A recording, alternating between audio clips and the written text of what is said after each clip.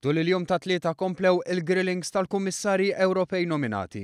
Fost dawn l-attenzjoni ta' ħafna kienet fuq in-nominat Grieg Dimitris Avramopoulos li l-President elett Jean-Claude Juncker innominaħ għal kariga ta' Kummissarju Ewropew għall-immigrazzjoni u l-intern. Fis-sessjoni tiegħu Avramopoulos tkellem u wieġeb mistoqsijiet dwar l-immigrazzjoni, burden sharing, it-traffikar ta' persuni u l-finanzjament ta' operazzjonijiet fil-frontieri.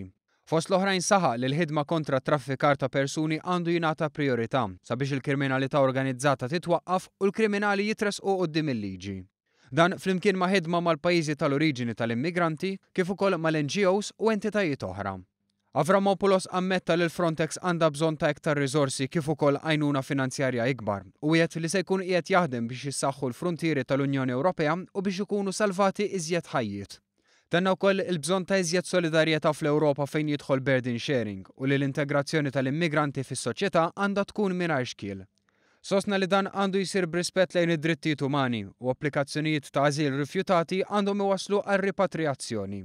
Fl-istess waqt sejjaħ għal sistema legali ta' migrazzjoni li twassal għal rotot legali u siguri għal refuġjati lejn l-Ewropa.